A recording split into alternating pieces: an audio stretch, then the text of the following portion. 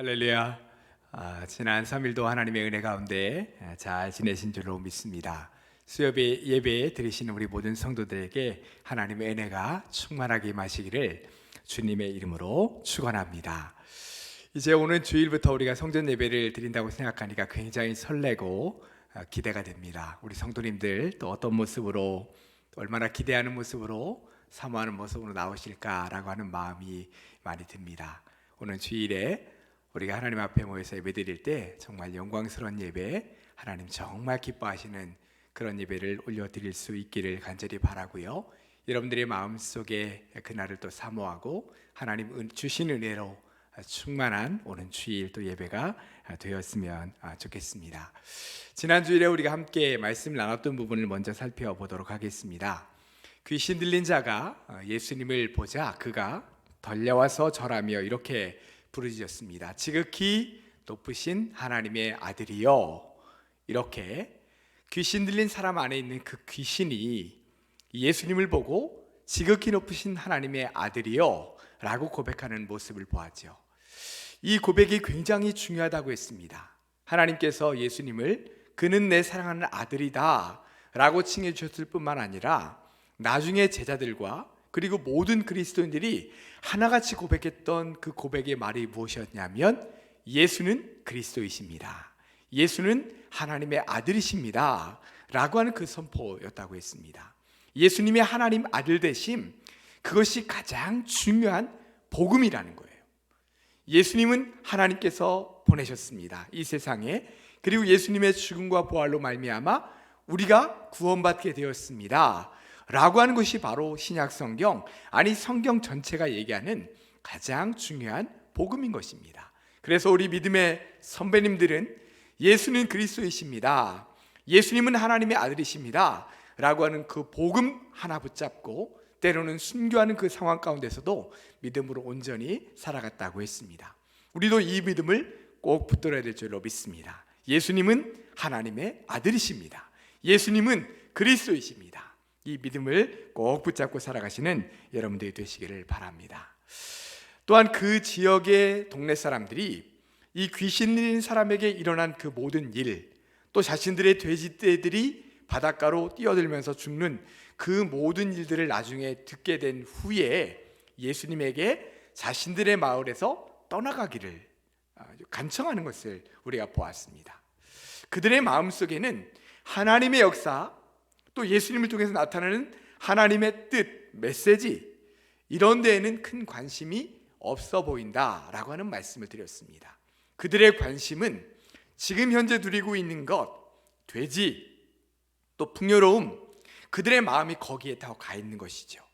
자신들에게 지금 나타난 이 일이 자신들에게 영적으로 어떤 의미가 있고 하나님께서 이 일을 통해서 뭘 깨닫게 하시는가 라고 하는 영적인 데에는 관심이 없고, 그 일로 인해서 우리의 돼지떼가 다 없어졌네 라고 하는 현재 자신들이 누리고 있는 곳에만 더 많은 관심을 보이고 있었다라는 말씀을 드렸습니다. 우리의 관심은 어디에 있습니까? 우리의 관심은 이 세상에서 우리가 필요하며 누리고 있는 것입니까? 아니면 하나님의 것입니까? 이 세상에 있는 것, 그것은 우리에게 필요한 것이지 우리가 사랑하거나 우리가 추구해야 될 대상이 아니라고 했습니다. 우리가 진정으로 사랑하고 우리가 진정으로 바라보며 살아가야 될 것은 하나님, 또 하나님의 것, 하나님 나라, 그 나라가 우리에게 더 소중하고 그것을 바라보며 살아가야 된다라고 하는 말씀을 드렸죠. 나중에 이 귀신 들린 사람이 예수님을 따라가겠다고 합니다. 예수님, 저도 예수님과 함께 있고 싶습니다, 예수님을 따라가겠습니다 라고 했을 때 예수님은 그에게 아니다, 너는 집으로 가서 그가 어떻게 행하시는지, 내가 너에게 어떻게 행하였는지를 전하라 라고 하는 말씀에 따라 그는 가족들에게, 또 데가볼리 지역에 있는 많은 사람들에게 자신에게 일어난 일을 증거하며 전파하는 일을 감당했다라고 했습니다.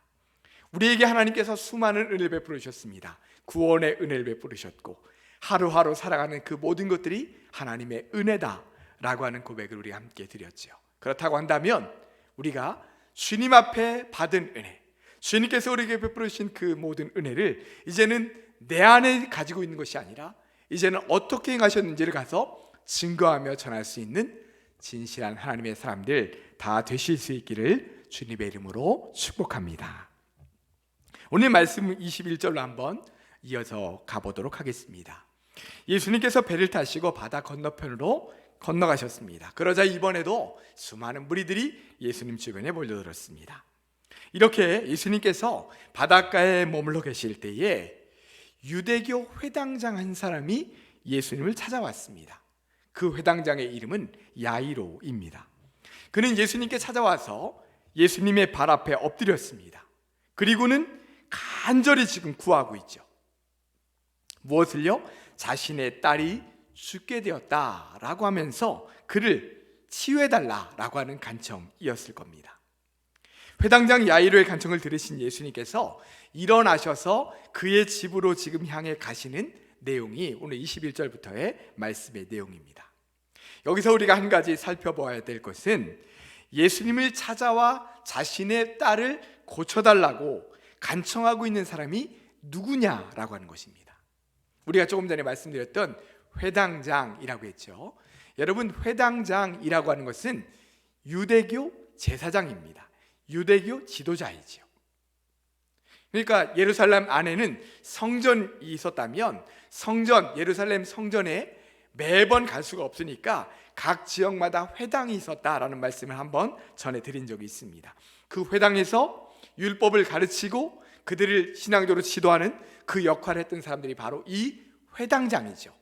그 말은 이 회당장은 유대교의 종교 지도자였다는 거예요. 그런데 유대교 종교 지도자인 그가 유대교가 지금 예수님을 어떻게 대하는지를 너무나도 잘 알고 있죠. 유대교의 입장에서는 예수님을 신성모독하는 자다 이렇게 여겼습니다. 자신을 하나님의 아들이라고 칭하면서 수많은 사람들을 이끌고 다니고 그들 앞에서 이적을 행하는 그런 모습들을 보면서 위험한 인물로 낙인 찍었던 거죠. 예수님에 관한 소문이 온 유대로 퍼져나가고 사람들이 막 몰려들고 처음에는 별것 아닌 것 같이 여겼다가 점점 더 많은 사람들이 거기에 몰려들면서 열광을 하게 되자 나중에는 이들이 예수님을 경계하기 시작합니다. 그래서 예루살렘에서 사람을 파견해서 예수님을 여러 가지로 시험해 보기도 하고 논쟁을 벌이기도 하고 그런 일들이 일어나게 되죠. 회당장 야이로 역시 예수님을 어떤 존재인지를 알았을 겁니다. 유대교에서 지금 그를 얼마나 위험한 인물로 여기고 있는지라고 하는 것을 이 회당장 야이로도 잘 알고 있었을 거라는 거예요. 그런데 그러한 그가 지금 어떻게 하고 있는가? 예수님 앞에 달려 나와 그 앞에 무릎 꿇고 엎드려서 간절히 간구하고 있다는 것입니다. 어떤 간구를 하고 있는가?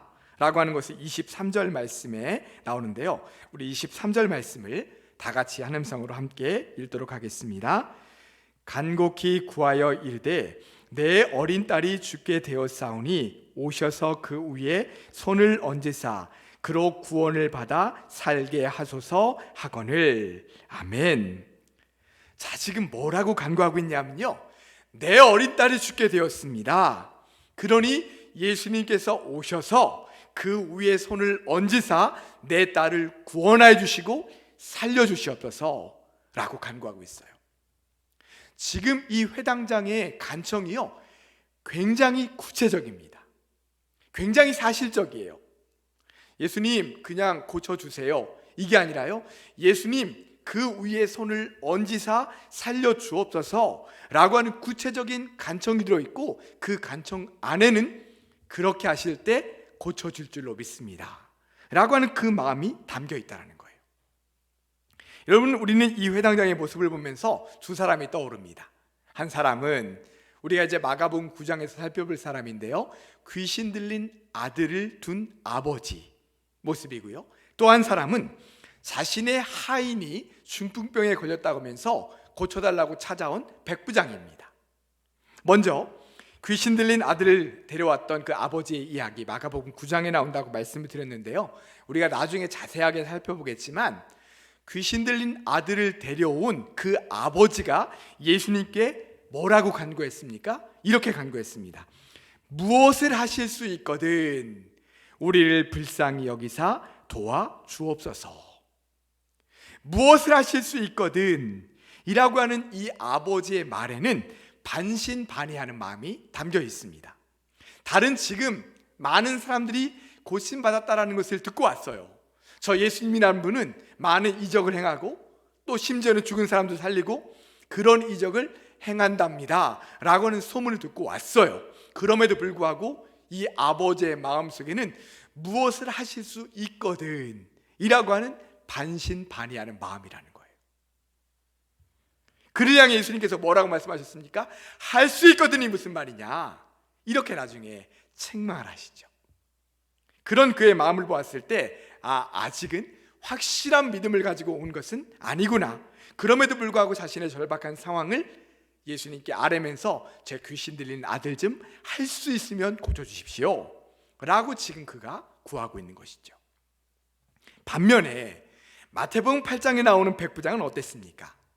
중풍병으로 괴로워하는 자신의 하인을 위해 예수님을 찾아왔습니다. 그리고는 자신의 하인을 고쳐주십시오 라고 간구했죠. 그러자 예수님께서 그래 너희 집으로 가자 라고 말씀하셨습니다. 그러자 그가 여기서 굉장히 놀라운 고백을 하게 되죠.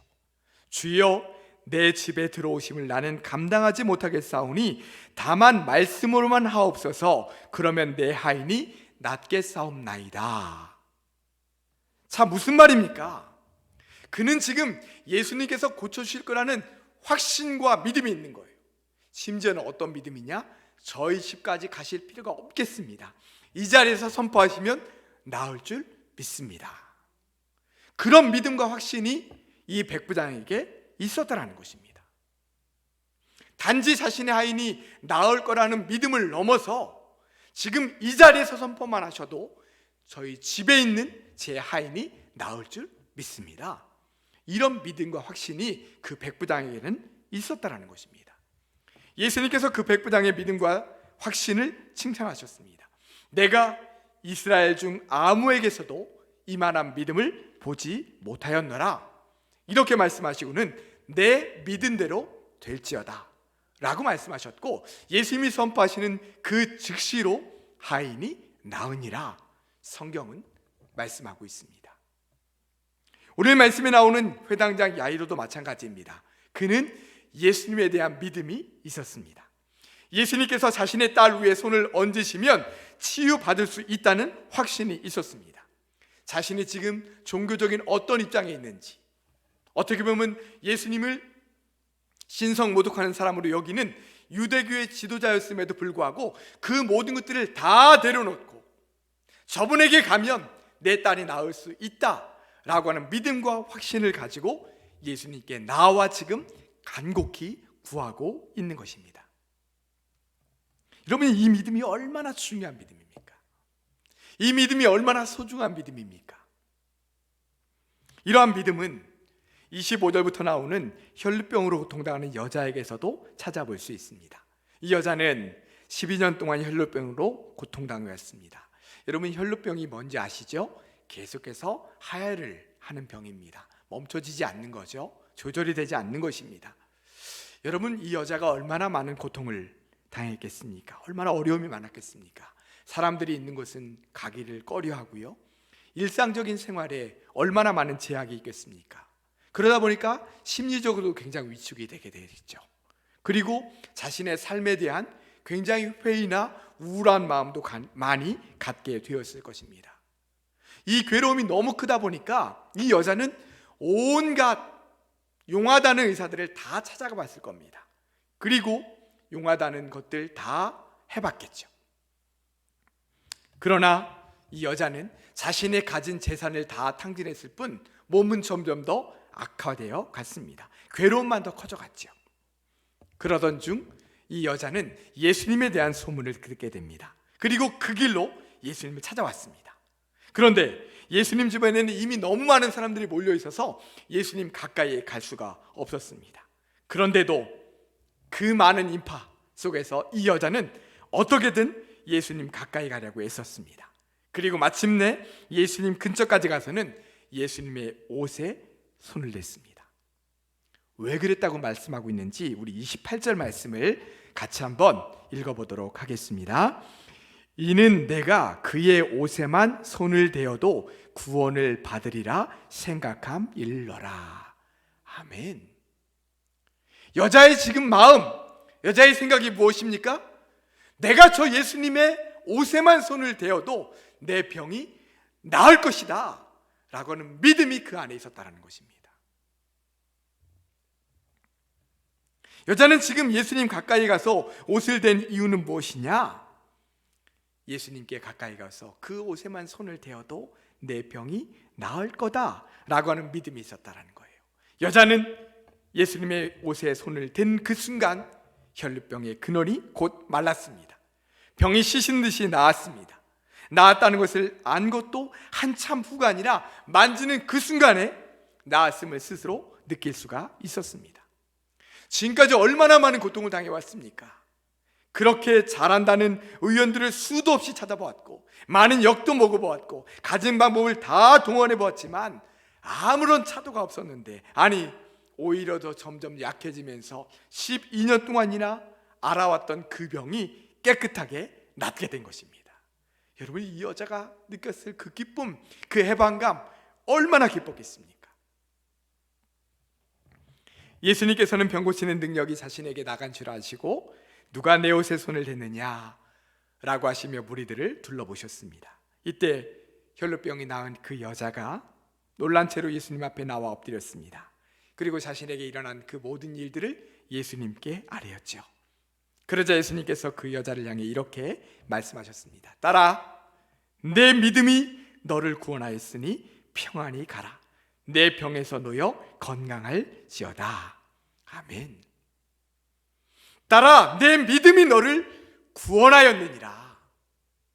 여러분, 병 고치는으로부터, 병으로부터 해방되는 것, 그것도 제가 그 전에 구원의 넓은 의미 안에 들어있다라고 말씀드렸습니다. 우리가 영적으로 죄로부터 구원받는 것, 그것도 구원 안에 가장 중요한 구원이지만, 구원의 범위를 더 넓게 보면 우리가 병으로부터 치유받는 것, 마음의 병으로부터 치유받는 것, 마음 근심과 걱정으로부터 우리가 해방되는 것, 이런 것들도 넓은 의미에서 우리가 구원의 의미 안에 들어갈 수 있다라고 했죠. 예수님께서 이 딸을 향해 딸아, 내 믿음이 너를 구원하였느니라 라고 말씀하시면서 건강할지어다 라고 선포하시는 것을 보게 됩니다.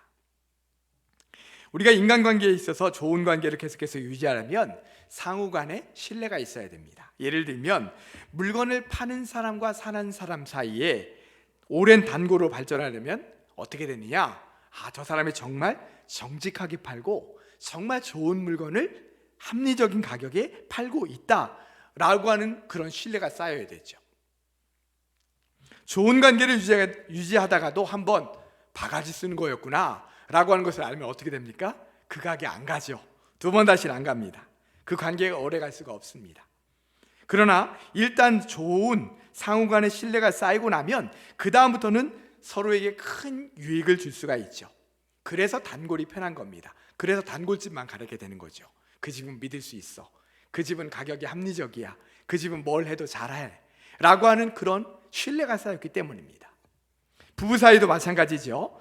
남편의 아내를 신뢰하고 아내가 남편을 신뢰하면 신혼 초만 반짝거리는 그런 사랑이 아니라 서로가 한평생을 함께 할 수 있는 그런 깊은 진정한 반려자로 살아갈 수가 있는 겁니다. 이처럼 눈에 보이는 사람들 사이에서의 관계에서도 믿음과 신뢰가 중요하다면 보이지 않는 하나님과의 관계에 있어서는 어떻겠습니까? 보이는 사람들과의 관계에 있어서도, 내가 매일같이 보고 만나는 사람들과의 관계 안에 있어서도 이 믿음인 신뢰라고 하는 것이 정말 중요하다면 보이지 않는 하나님을 믿는 믿음이 얼마나 중요하냐는 것입니다. 그러기 때문에 하나님을 믿는 것이 참 어려운 것이죠. 보이는 사람과의 관계도 보면서도 의심이 되고 저 사람이 진짜 맞나 이러니까요. 보이지 않는 하나님을 믿는 것이 얼마나 어렵겠습니까? 그래서 믿지 않는 사람들은 보이지 않는 하나님을 어떻게 믿냐고 이야기합니다. 우리가 복음을 증거하고 하나님 믿고 예수님 믿으세요 라고 하면 그들은 그렇게 얘기하는 것이죠. 또 심지어는 믿는 사람들도 보이지 않는 하나님만 온전히 믿고 그 길 향해서 나가는 것이 얼마나 어렵습니까?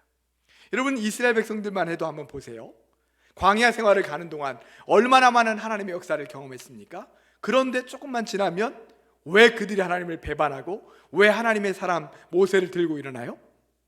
보이지 않는 하나님, 눈앞에 보이지 않는 하나님이기 때문에 그런 어려움들을 겪고 한눈을 팔고 곁눈질을 하고 배신을 하고 배반을 하는 것이죠.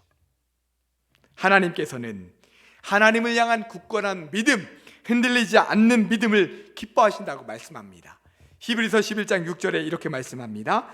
믿음이 없이는 하나님을 기쁘시게 하지 못하나니 하나님께 나아가는 자는 반드시 그가 계신 것과 또한 그가 자기를 찾는 자들에게 상 주시는 이심을 믿어야 할지니라. 아멘.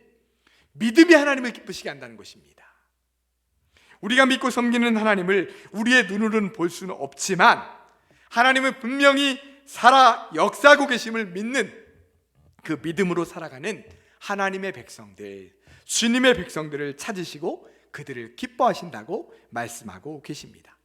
오늘 본문에 나오는 혈루병을 앓았던 여자는 예수님을 찾아오기 전에 수많은 곳을 찾아다니면서 고쳐보려고 했지만 고침받지 못했습니다. 그러던 차에 예수님에 관한 소문을 듣고 예수님께 달려왔죠. 그 순간 이 여자의 마음속에는 예수님께서 나를 위해 꼭 무엇인가를 해주시지 않아도, 내가 예수님의 옷을 만지기만 해도, 그 옷에 손을 대기만 해도 내가 나을 것 같다 라고 하는 믿음이 그 안에 생겼다고 했습니다. 이 믿음이 여자의 마음속에 막 물리듯이 밀려오는 겁니다. 그래서 여자는 실제로 믿은 대로 행했습니다. 예수님을 큰 소리로 부른 것도 아니고 예수님 손을 제 머리에 얹어주세요, 제 몸에 얹어주세요 라고 구한 것도 아니고 그 많은 사람들을 뚫고 가까이 가서 살며시 예수님의 옷자락을 만진 것뿐인데 그 믿음이 그를 깨끗하게 낫게 하는 놀라운 역사가 그에게 이루어지게 된 것입니다. 사랑하는 성도 여러분, 믿음이 얼마나 중요합니까? 믿음의 역사가 얼마나 중요합니까? 믿음이 이 세상을 이기게 하고요, 믿음이 하나님의 역사를 내 능력으로 받아 살아갈 수 있게 합니다. 믿음이 절망적인 상황을 소망의 상황으로 바꿔주고요, 믿음이 나약한 나의 마음을 견고한 마음으로 바꾸어줍니다. 믿음이 우리 자신의 욕심과 사단의 유혹을 이기게 합니다. 믿음이 인간적인 의술로는 고칠 수 없는 우리의 육신의 병, 마음의 병도 고칠 수 있게 하는 것입니다. 야고보서 5장 15절에 이렇게 말씀합니다. 믿음의 기도는 병든 자를 구원하리니 주께서 그를 일으키시리라. 혹시 죄를 범하였을지라도 사하심을 받으리라. 아멘.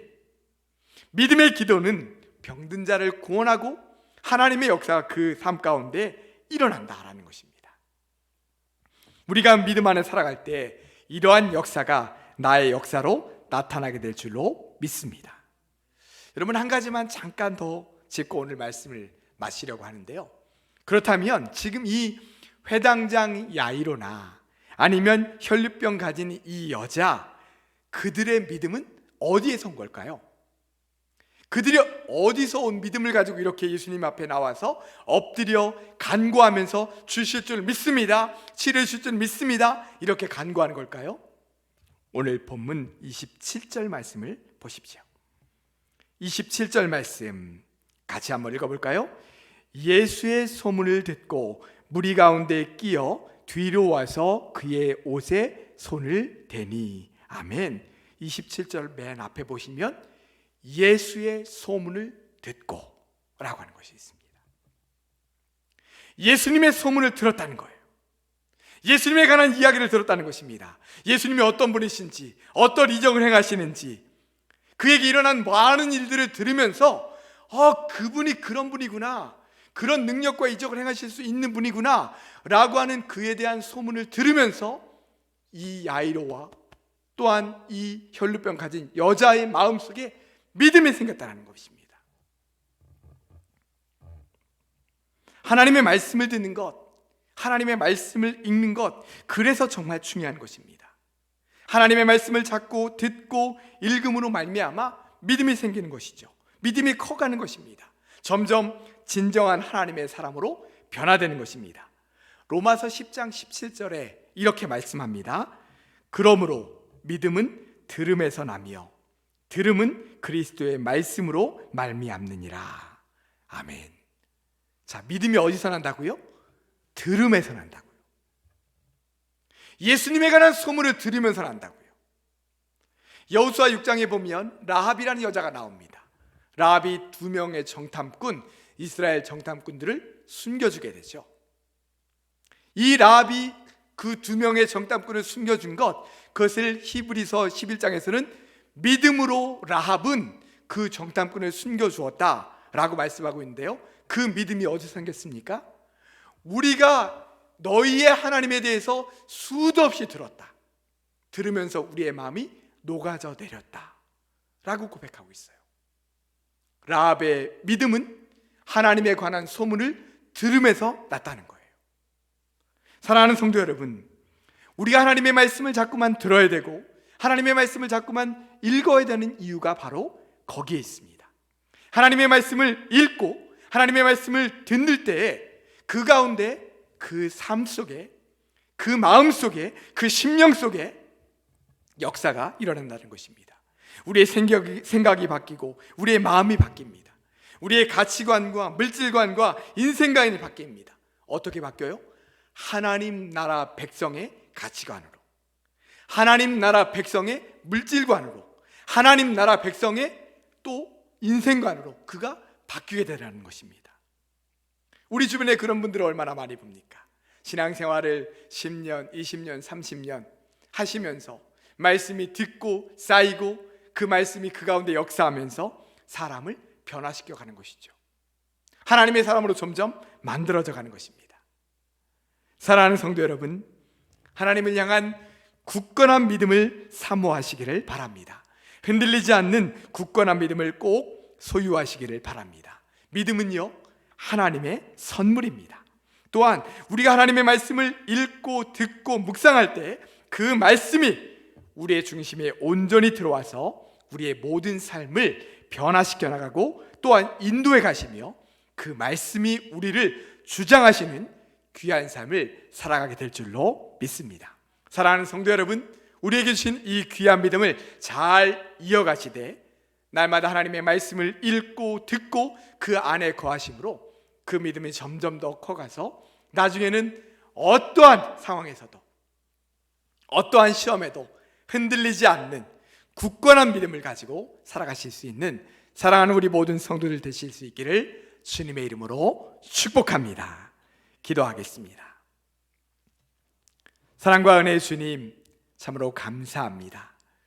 우리에게 오늘 말씀을 통해서 우리에게 주신 이 믿음이 얼마나 소중한 것인가를 다시 한번 깨닫게 하시니 참으로 감사합니다. 주님, 우리의 믿음이 흔들리지 않는 믿음이 되길 원합니다. 굳건한 믿음이 되길 원합니다. 아버지 하나님만을 바라볼 수 있는 믿음이 될 수 있기만을 간절히 빌고 원합니다. 어떠한 상황과 어떠한 시련 앞에서도 오직 주님 붙잡고 주님을 바라보는 믿음으로 살아갈 수 있는 우리 사랑하는 성도들 될 수 있도록 은혜 베풀어 주시옵소서. 믿음은 들음에서 난다라고 했습니다. 또 들음은 하나님의 말씀으로 말미암는다라고 말씀하여 주셨습니다. 주님, 우리가 하나님의 말씀을 날마다 읽고 듣고 묵상함으로 말미암아 그 말씀이 우리의 삶을 온전히 변화시켜 나가며 그 말씀이 주장하는 삶을 온전히 살아갈 수 있도록 역사하여 주시옵소서. 예수님의 이름으로 기도드리옵나이다. 아멘.